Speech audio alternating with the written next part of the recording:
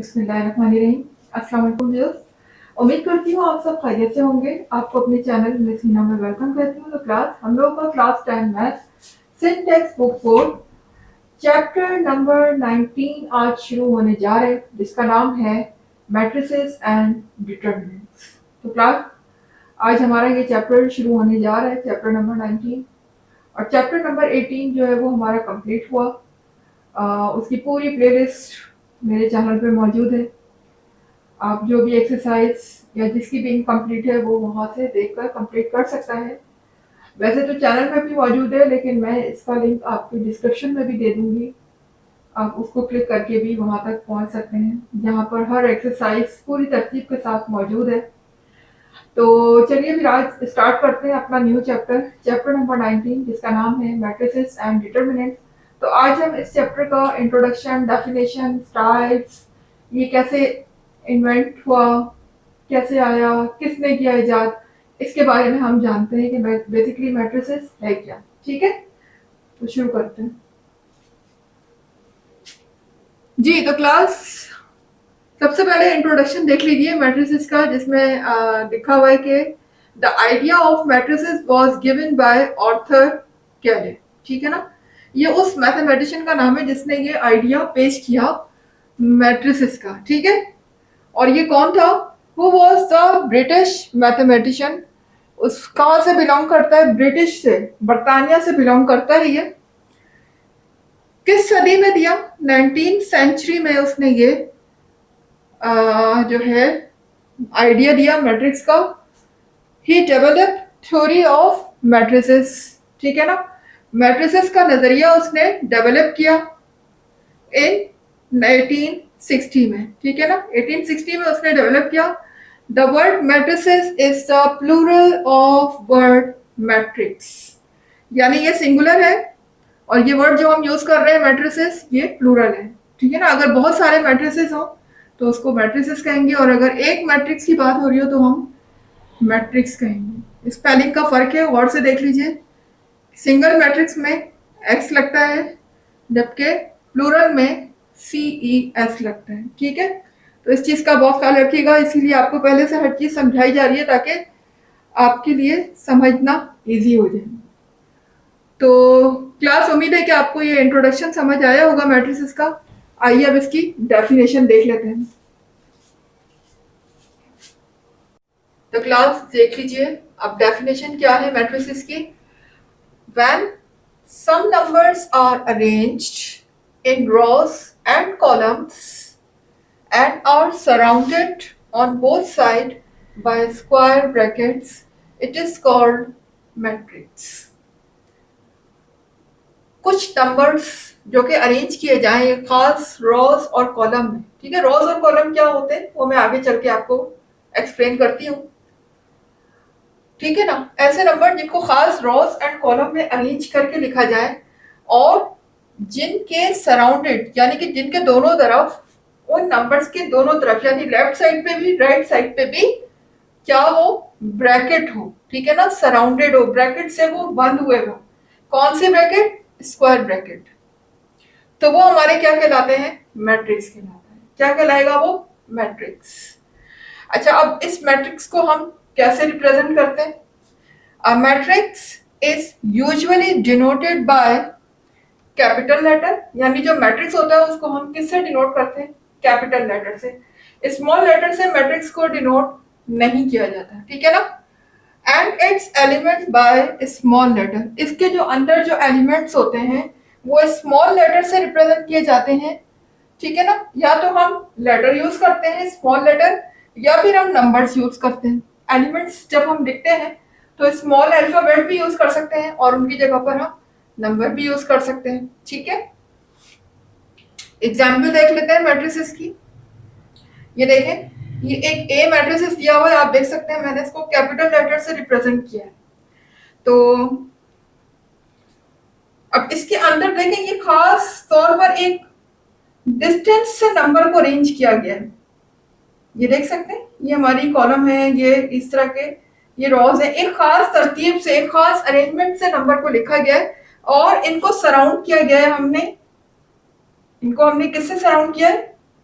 Pack किया है, इनको बंद किया एक स्क्वायर ब्रैकेट से, ठीक है। तो अगर इस शक्ल में, इस शेप में अगर कोई नंबर लिखे हुए हैं जिनके ऊपर ब्रैकेट भी लगी हुई है और एक खास अरेंजमेंट से, ये देखें इनके दरमियान डिस्टेंस, इसके और इसके दरमियान डिस्टेंस, ठीक है, ये तमाम जो डिस्टेंस के पास लिखे हुए हैं, डिस्टेंस के साथ जो नंबर लिखे हुए हैं, तो इसका मतलब ये पूरा का पूरा क्या रिप्रेजेंट कर रहा है, ये एक मैट्रिक्स है, ठीक है। यहाँ पर हम नंबर्स की बजाय स्मॉल अल्फाबेट भी यूज कर सकते हैं, जैसे ये है एक बी मैट्रिक्स है, इसको मैंने नाम बी का दे दिया। यहाँ भी आप देख सकते हैं नंबर्स को खास तरतीब से अरेंज किया गया है और इसको क्लोज किया गया है स्क्वायर ब्रैकेट में, दैट इज द मैट्रिक्स, ठीक है। आइए अब हम इसकी रोज एंड कॉलम को डिस्कस करते हैं। Now we are going to explain rows and column of matrix. कि मैट्रिक्स के बारे में आपने जाना, मैट्रिक्स को रिप्रेजेंट कैसे करते हैं, कैपिटल लेटर से, इनके अंदर जो हम ये नंबर लिखते हैं इनको हम क्या कहते हैं, एलिमेंट्स कहते हैं, ठीक है। ये सब चीज़ों के बारे में आपने जाना है। इसके अलावा इसको जो हम क्लोज करते हैं वो स्क्वायर ब्रैकेट से क्लोज किए जाते हैं, ठीक है। अब हम ये देख लेते हैं कि इन मैट्रिक्स के रोज और कॉलम क्या होते हैं, ठीक है ना। तो देखिए क्लास, जैसे ये एक मैट्रिक्स ए लिखा हुआ है आपके सामने, ठीक है। अब ये नंबर्स को अगर हम इस तरह से हॉरिजॉन्टली पढ़ेंगे, ऐसे, ठीक है ना, इस तरह पढ़ने को क्या कहते हैं, हॉरिजॉन्टली। अगर हम इनको हॉरिजॉन्टली देखते हैं तो ये हमारी कहलाती है रोज। ये फर्स्ट रो है, ये सेकंड रो है, ये थर्ड रो है। देखिए मैंने इस तरह से इसको R1, R2, R3 के से भी रिप्रेजेंट किया है और जो जो रोज है उनमें मैंने सर्कल भी किया है, आप देख सकते हैं। तो ये हमारी फर्स्ट रो कहलाती है, ये हमारी सेकंड रो कहलाती है, ये हमारी थर्ड रो कहलाती है। यानी अगर हम एक मैट्रिक्स को रो वाइज पढ़ेंगे तो फिर वो इस तरीके से पढ़ेंगे हॉरिजॉन्टली, ठीक है। और ये एक मैट्रिक्स हमारा क्या है, बी है। अगर हम एक मैट्रिक्स को वर्टिकली पढ़ेंगे यानी इस तरीके से पढ़ेंगे तो ये हमारे कहलाएंगे कॉलम, ठीक है ना। जैसे अगर हम एक इसको पढ़ते हैं तो ये क्या है, ये एक कॉलम है, ये सेकंड कॉलम है और ये थर्ड कॉलम है।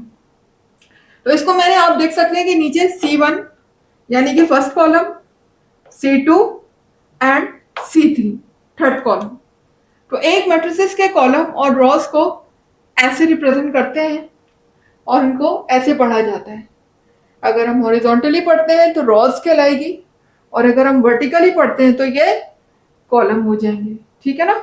बस यही एक्सप्लेनेशन करना था, आपको बताना था कि रोज एंड कॉलम क्या होते हैं मैट्रिक्स के।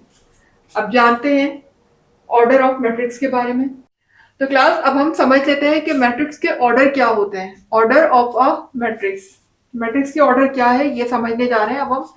The number of rows and column in a matrix, ठीक है ना। एक मैट्रिक्स में जितने नंबर्स ऑफ रोज है, यानी रोज की और कॉलम की जो तादाद है, नंबर ऑफ रोज का मतलब उसकी तादाद है, वो क्या रिप्रेजेंट करते हैं, उसके ऑर्डर को रिप्रेजेंट करते हैं, ठीक है।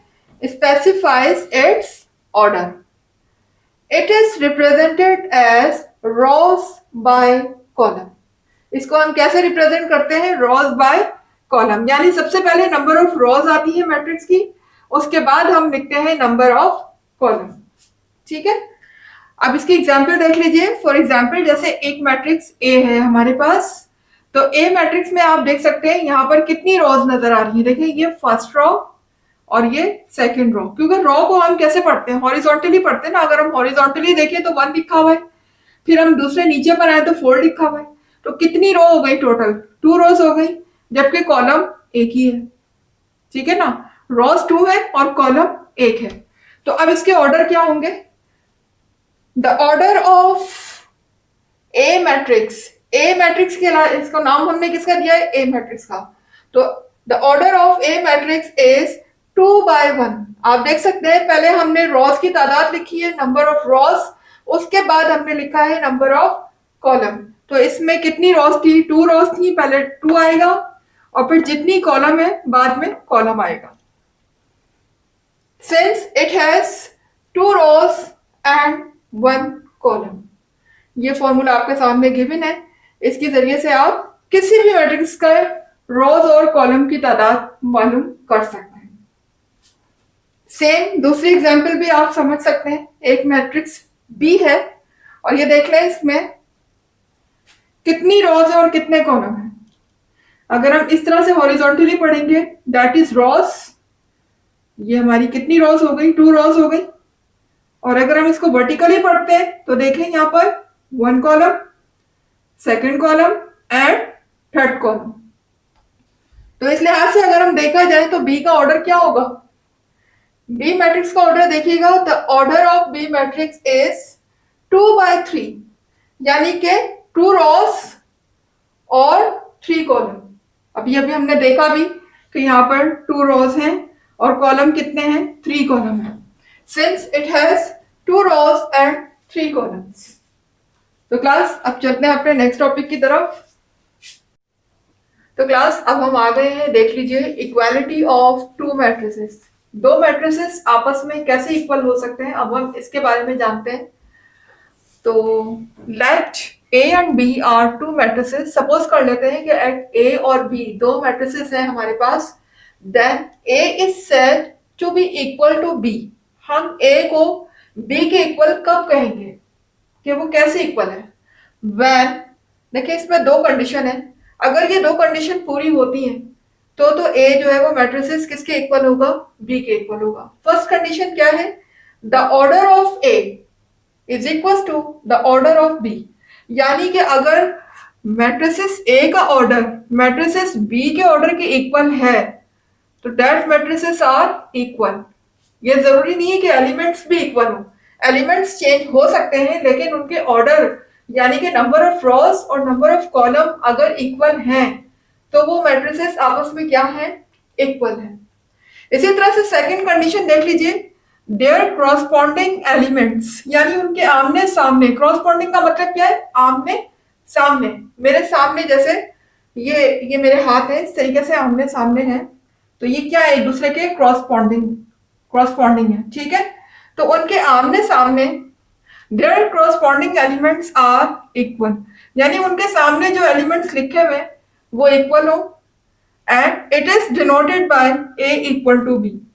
जाहिर है कि अगर क्रॉसपॉन्डिंग एलिमेंट आपस में इक्वल होंगे तो दोनों मैट्रिसेस एक दूसरे के क्या होंगे, इक्वल होंगे।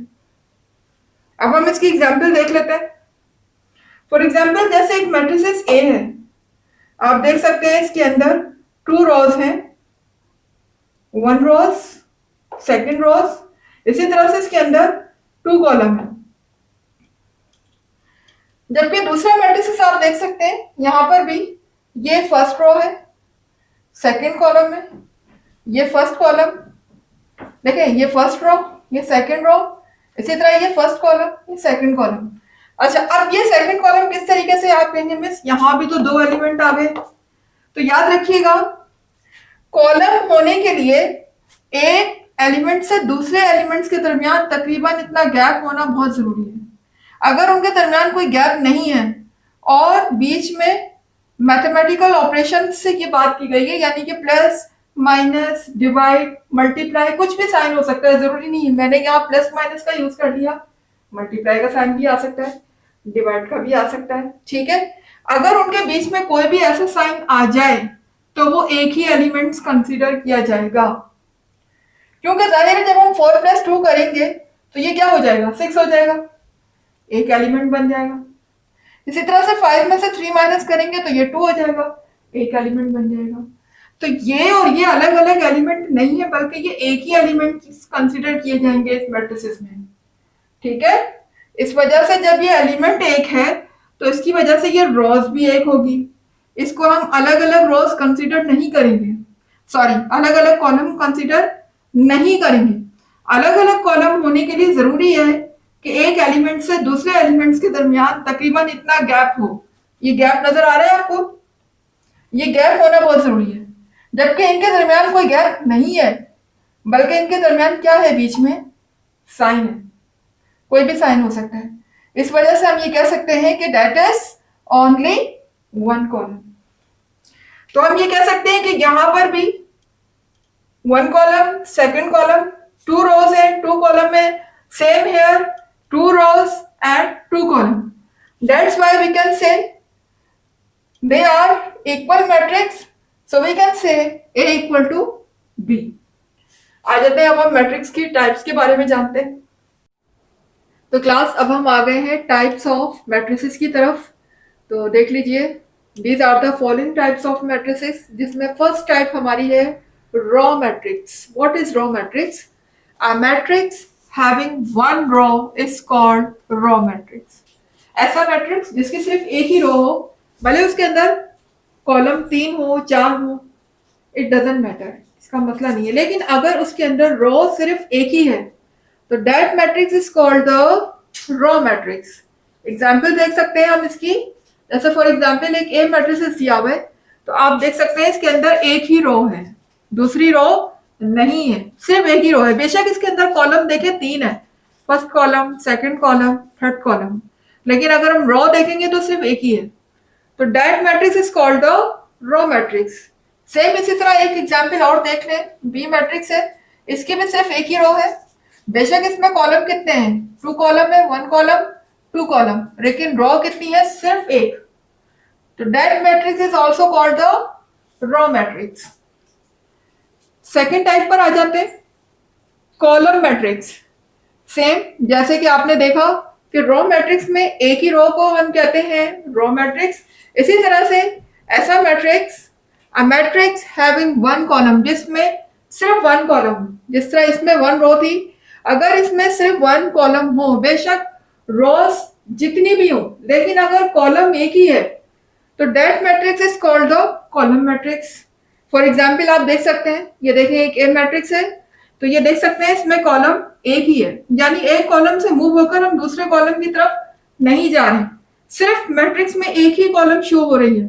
बेशक इसके अंदर देख सकते हैं कि रोज कितनी है, first row, second row, third row, लेकिन कॉलम सिर्फ एक ही है।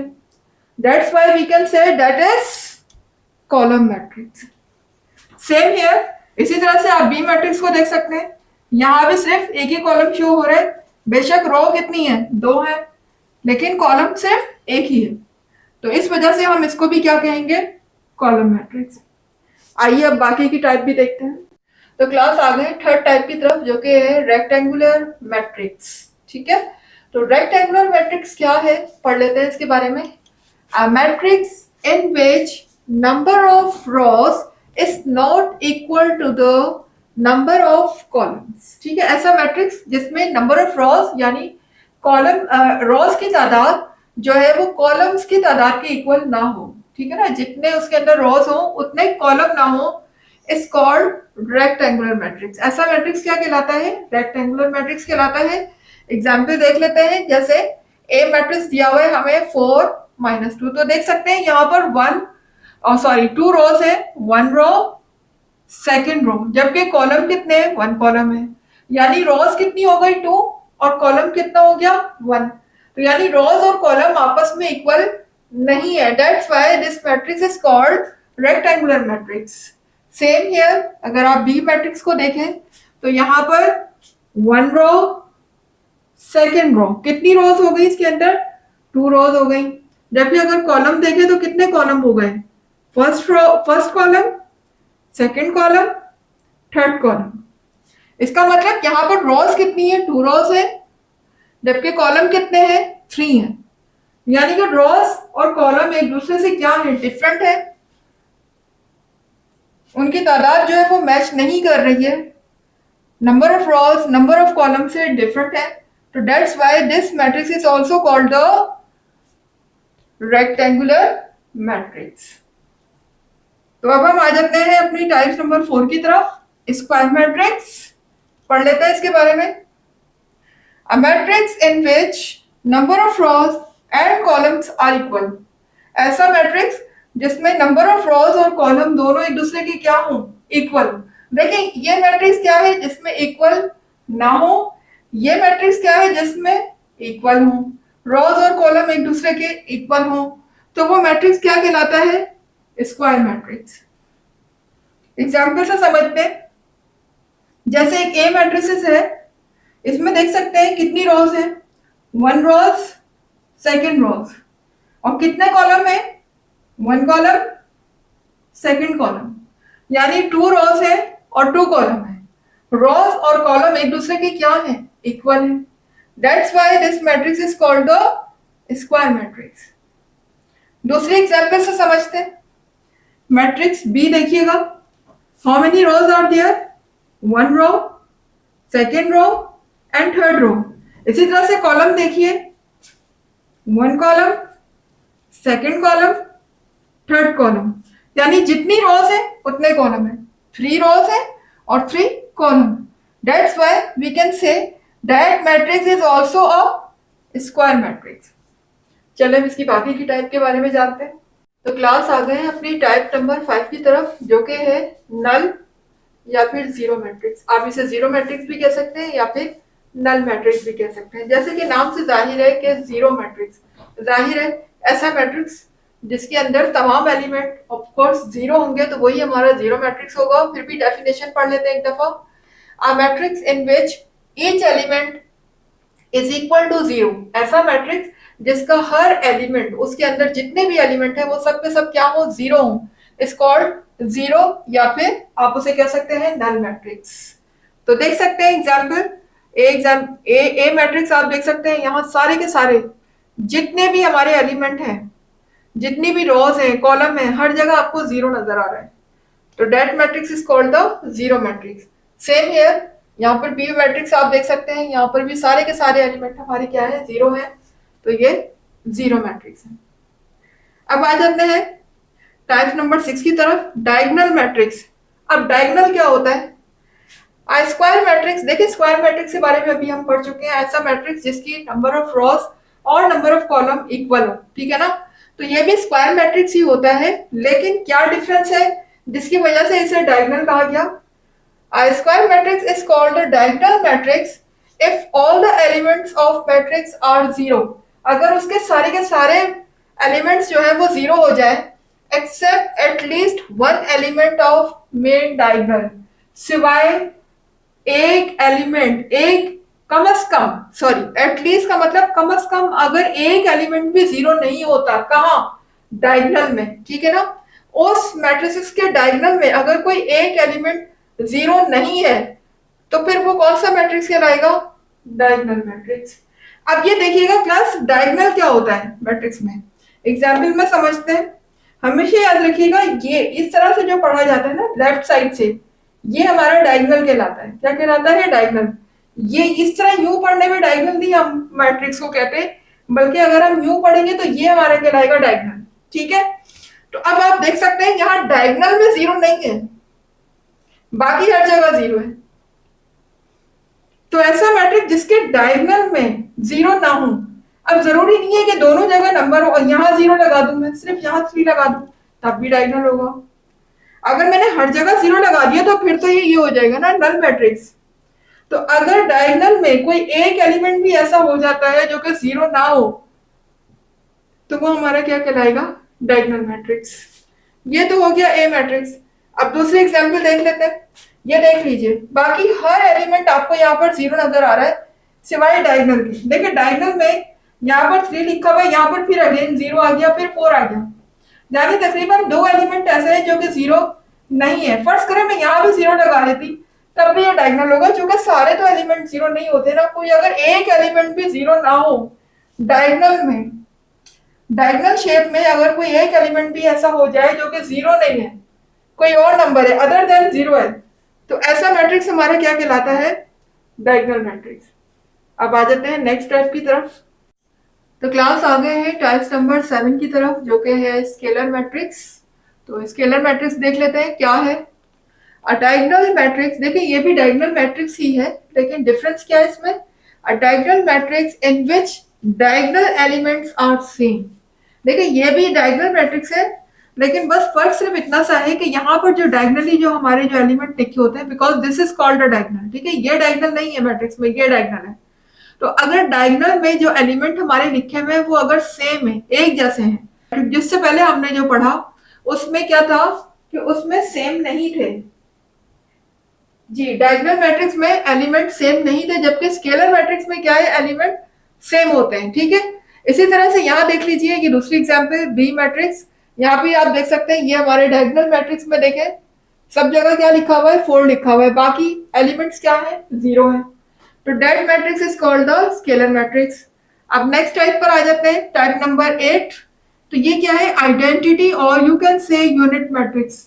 एक ही बात है, या तो आप आइडेंटिटी कह सकते हैं या फिर यूनिट मैट्रिक्स कह सकते हैं. तो ये यूनिट मैट्रिक्स या आइडेंटिटी मैट्रिक्स क्या होता है? ये भी डायगोनल मैट्रिक्स है. अ diagonal matrix in which each element of diagonal is 1. अब यहाँ पर जो है सिर्फ और सिर्फ क्या होना चाहिए? डायगोनल में 1 होना चाहिए. यानी अगर 1 के अलावा कोई भी एलिमेंट आ जाता है तो वो यूनिट मैट्रिक्स नहीं होगा. आइडेंटिटी या यूनिट मैट्रिक्स होने के लिए जरूरी है कि डायगोनल में हमारे जो एलिमेंट लिखे हो वो क्या हो? सिर्फ और सिर्फ 1 हो. और इसको हम रिप्रेजेंट आई से करते हैं. आइडेंटिटी मैट्रिक्स को किससे रिप्रेजेंट किया जाता है? आई से. ठीक है. I1 अगर आप एग्जांपल देंगे I1 की, तो देखिए यहाँ पर भी डायगोनल में सिर्फ और सिर्फ 1 लिखे हुए, बाकी हर जगह 0 है. यहाँ भी देख सकते हैं, इसको मैंने I2 कह दिया. तो डायगोनल में जितने आप देख रहे हैं एलिमेंट, सबके सब क्या है? 1 है, और बाकी एलिमेंट क्या है? 0 है. तो that matrices are called the identity matrix, और you can say the unit matrix. अब आ जाते हैं नेक्स्ट टाइप की तरफ. क्लास आ गए हैं हम टाइप नंबर 9 की तरफ, ट्रांसपोज ऑफ अ मैट्रिक्स. ठीक है, ट्रांसपोज क्या है जरा पढ़ लेते हैं definition. A matrix that is obtained by interchanging the rows into column.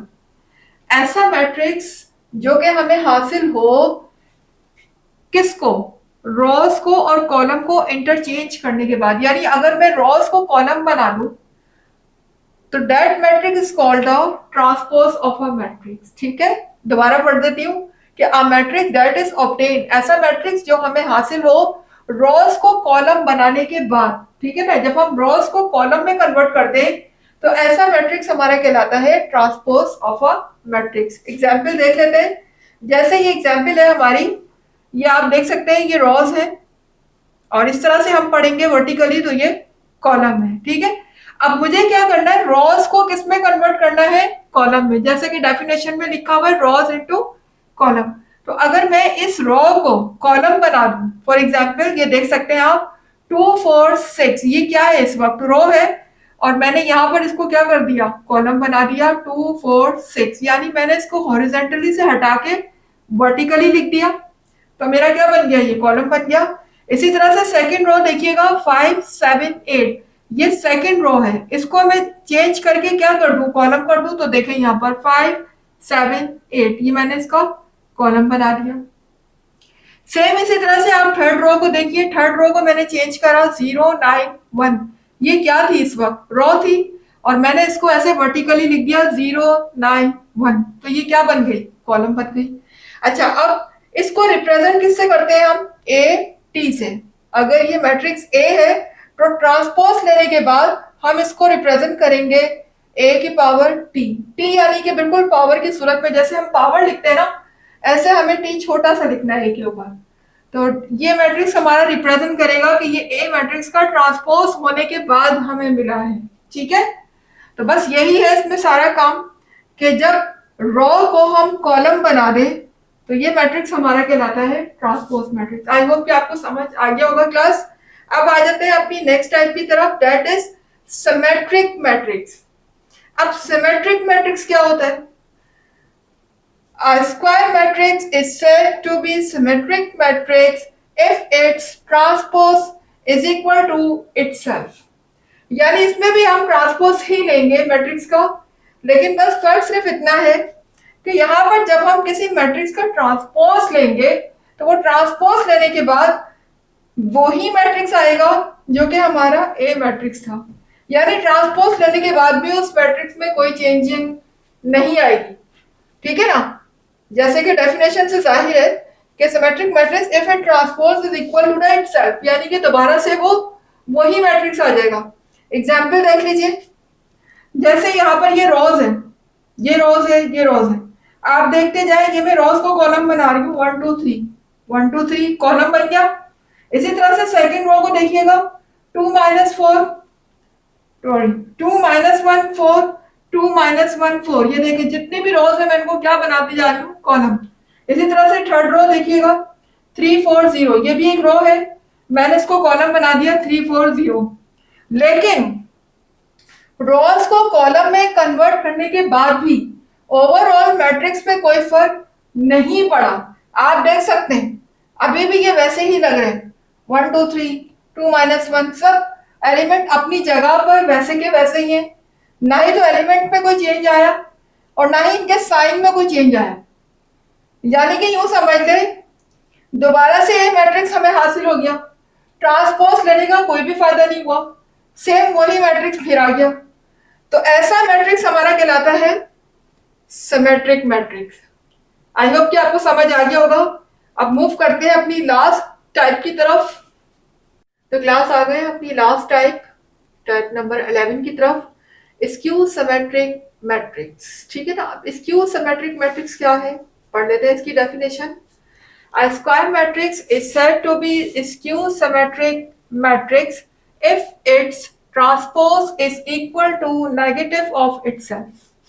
अगर हम किसी मैट्रिक्स का ट्रांसपोज लें, स्क्वायर मैट्रिक्स का, ठीक है, स्क्वायर मैट्रिक्स कौन से होते हैं, जिनकी रोज और कॉलम इक्वल हो। अगर किसी स्क्वायर मैट्रिक्स का हम ट्रांसपोज लें तो ट्रांसपोज लेने के बाद उस मैट्रिक्स के तमाम एलिमेंट्स के क्या चेंज हो जाए, साइन चेंज हो जाए। यानी उन एलिमेंट्स के अगर कोई पहले माइनस का था वो एलिमेंट्स तो प्लस का बन जाए, या प्लस का था तो वो माइनस का हो जाए। ठीक है ना। तो नेगेटिव का मतलब यही होता है कि जब हम किसी मैट्रिक्स को नेगेटिव से मल्टीप्लाई करते हैं तो क्या होता है, उन सबके साइन चेंज हो जाते हैं। इसी वजह से हमने यहाँ पर वर्ड नेगेटिव का यूज करा, ताकि आपको पता चले कि जब हम उसका ट्रांसपोज लेंगे, ओरिजिनल मैट्रिक्स का जब ट्रांसपोज लिया जाएगा तो ट्रांसपोज लेने के बाद तमाम एलिमेंट के साइन क्या हो जाएंगे, चेंज हो जाएंगे। ठीक है।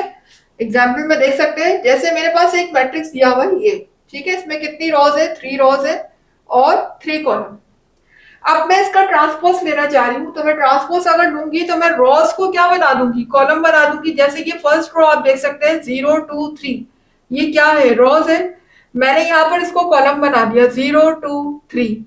इसी तरह से ये सेकंड रो को आप देख सकते हैं, सेकंड रो को मैंने बना दिया कॉलम, तो -2 0 1, ये देख सकते हैं -2 0 1। यहाँ पर आने के बाद ये क्या बन गई, कॉलम बन गई। सेम इसी तरह से ये वाली रो भी कॉलम बन जाएगी, -3 -1 0। तो देख सकते हैं -3 -1 0, ये भी क्या बन चुकी है, कॉलम बन चुकी है। तमाम रो को मैंने किस में कन्वर्ट कर दिया, कॉलम में कर दिया। और उसको हम रिप्रेजेंट कैसे करते हैं, a की पावर स्मॉल t, यानी कि a के ऊपर छोटा सा t हम मेंशन कर देते हैं। ठीक है। तो मैंने इसका ट्रांसपोज ले लिया। अब मुझे देखिए चेंजिंग क्या मिली। अब जो जो नंबर यहाँ पर प्लस का था वो यहाँ पर माइनस बन चुका है, और जो माइनस का था वो यहाँ पर प्लस बन चुका है। देख सकते हैं आप। देखिए जीरो में तो कोई फर्क नहीं पड़ता, आप कोई भी साइन नहीं लगाते, जीरो पर प्लस हो या माइनस हो, जीरो जीरो है। इसके अलावा देखिएगा यहाँ पर ये माइनस का था, जबकि यहाँ पर अब क्या हो गया, प्लस हो गया। यहाँ पर 3 माइनस का था, यहाँ पर प्लस हो चुका है। ये प्लस का था, यहाँ पर चेंज होकर साइन माइनस का हो गया। फिर जीरो पे तो कोई इफेक्ट नहीं पड़ा। यहाँ देखिएगा ये 1 माइनस का था, इधर प्लस हो गया। ये 3 प्लस का था, माइनस का हो गया। 1 प्लस का था, माइनस का हो गया। और जीरो जीरो ही रहा। तो आप देख सकते हैं कि ऐसा मैट्रिक्स जिसका ट्रांसपोज लेने के बाद उनके तमाम एलिमेंट्स के साइन चेंज हो जाएं, यानी प्लस का हो तो माइनस का हो जाए, या माइनस का हो तो प्लस में कन्वर्ट हो जाए, तो that matrix is called the skew symmetric matrix. तो क्लास यहाँ पर मेरी सारी टाइप्स कंप्लीट हुई। उम्मीद है कि आपको कॉन्सेप्ट क्लियर हुए होंगे। हर टाइप को मैंने बहुत अच्छे से एक्सप्लेन करने की कोशिश की है। तो ये मेरा पूरा मैट्रिक्स के टॉपिक को मैंने कवर किया है। तो प्लीज इसको जरा बहुत अच्छे तरीके से स्टडी कीजिएगा before starting the exercise chapter 19। बहुत जरूरी है कि आप पहले इसको समझें कि मैट्रिक्स का इंट्रोडक्शन, डेफिनेशन, टाइप्स, मैट्रिक्स है क्या, ये जानना आप लोगों के लिए बहुत जरूरी है। तो क्लास अपने कॉन्सेप्ट क्लियर कीजिएगा पहले, तभी आप एक्सरसाइज स्टार्ट कीजिएगा, एक्सरसाइज 19। ठीक है।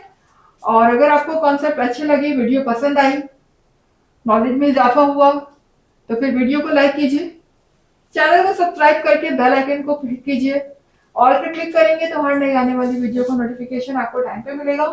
इसके अलावा जितना हो सके मेरी वीडियोस को शेयर किया करें, ताकि नॉलेज एक जगह ना रुके बल्कि हर तरफ फैल जाए। इसके अलावा क्लास अपना फीडबैक जरूर दिया करें कमेंट बॉक्स में कि आप अपनी राय देते हैं तो मुझे अच्छा लगता है कि मेरा टीचिंग स्टाइल आपको कैसा लग रहा है, पढ़ने में मज़ा आ रहा है, आपके कॉन्सेप्ट क्लियर हो रहे हैं। ये तमाम चीज़ें ऐसी हैं जो कि आप मुझे कमेंट बॉक्स में लिखकर बता सकते हैं। और मुझे दीजिएगा इजाज़त। नेक्स्ट क्लास तक के लिए अल्लाह हाफिज़।